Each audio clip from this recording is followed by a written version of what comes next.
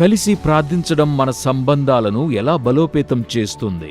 దేవుని వాక్యము యాకోబు 5:16 చెప్తోంది, మీ పాపాలను ఒకరికొకరు ఒప్పుకోండి, మీరు స్వస్థత పొందేలా ఒకరికొకరు ప్రార్థించుకోండి. మీరు ఎప్పుడైనా ఇతరులతో కలిసి ప్రార్థిస్తున్నారా? వారికై ప్రార్థించడానికి సమయం దొరుకుతుందా?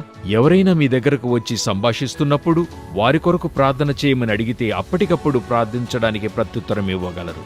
తక్షణ ప్రార్థన మరొక వ్యక్తిని పవిత్ర సంభాషణలో మరియు ఆసక్తికరమైన ప్రోత్సాహ జీవితంలోనికి ఆహ్వానించి నడుపుతుంది. చూడండి, పరస్పర ప్రార్థనలో కలిసి ప్రార్థించే వారి మధ్య బంధము ఏర్పడుతుంది. ఎందుకంటే ఒక స్నేహితునితో లేక అప్పుడే కలిసిన వ్యక్తితో ప్రార్థించినప్పుడు మీ ఆలోచనలు, భావాలు ఒకరితో ఒకరు కలిసి దేవుని వద్ద సంభాషించవచ్చు. నిజానికి ఇందులో కొంత భావోద్వేగానికి గురి అయ్యే పరిస్థితి ఉంటుంది.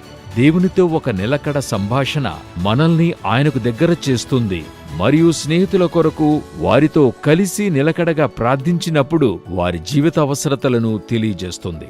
లూకా సువార్తలో యేసు నిలకడ ప్రార్థన గురించి చెప్తూ, అది ఎలాగంటే ఒక స్నేహితుని ఇంటికి మధ్యరాత్రి వెళ్లి అతను లేచి మీ యొక్క అవసరతను సంధించేంత వరకును తన తలుపునొద్ద వేచి ఉండేంత రీతిలో మన స్నేహితులకు సహాయపడే రీతిలో ఆ సహాయం అందించే వారిగా ఉండొచ్చు.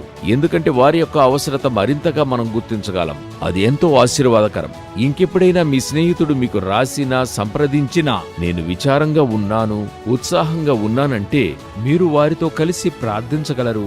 ఆ క్షణమే ఒక చిన్న ప్రార్థన చేస్తూ, యేసయ్యా, నా స్నేహితుని ఆదరించండి. వారి జీవితంలో వారికేర్పడిన తీవ్రమైన వేదనను బట్టి నాకంటే మీరు వారిని అధికంగా ప్రేమిస్తున్నారని తెలుసు. చూడండి, కలిసి ప్రార్థించడం వల్ల మన మధ్య దేవుని ప్రసన్నతను గుర్తించగలము.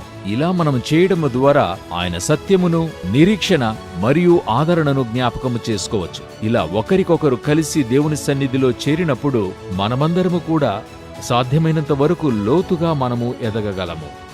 ఈరోజే అటువంటి వ్యక్తి కొరకు మీరు ఆగి వారి కొరకు ప్రార్థిస్తారా? అటువంటి వ్యక్తిని కనుగొనండి. దేవుడు మిమ్మలను బహుగా ఉపయోగించి ఆశీర్వదించునుగాక. God bless you.